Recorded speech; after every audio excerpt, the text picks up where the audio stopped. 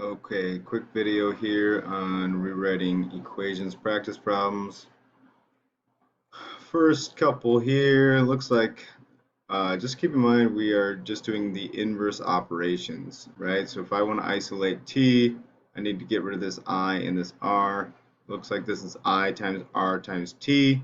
So just do the inverse operation and divide. If you do something on one side of the equal sign, got to do it to the other. All right, number 2, we're solving for x. Very important that we don't divide by 4 first. We need to add 2, add 2. These are not like terms, so we're going to write y plus 2 is equal to 4x. And then we just want to divide by 4, divide by 4. This will cancel out. We get y plus 2 over 4 is equal to x. All right. Number 3, we're isolating w, so I just want to divide by 2, and we're left with p over 2 is equal to l plus w.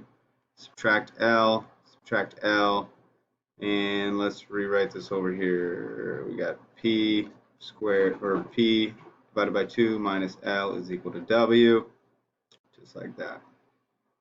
All right. Number 4, got a little hint for you.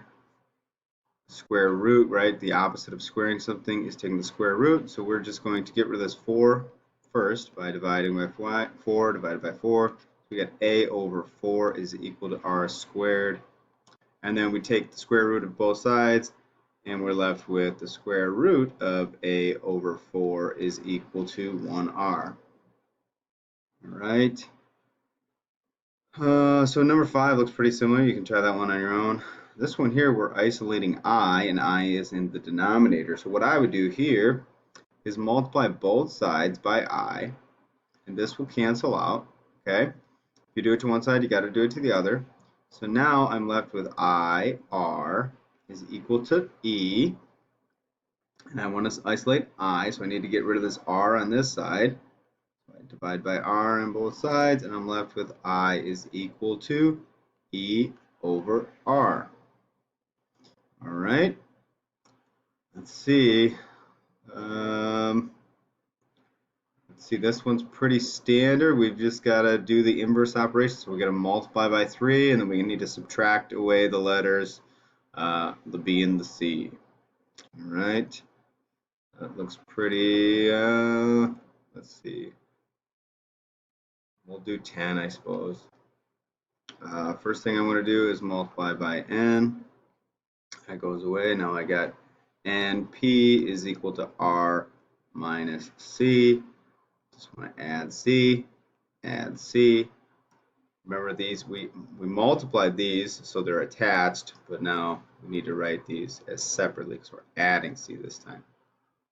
So we get r, that's an r. All right. Okay, that's pretty similar. Solving for y, that's pretty, you've done that before, that should be pretty easy.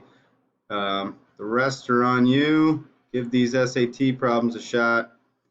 Good luck.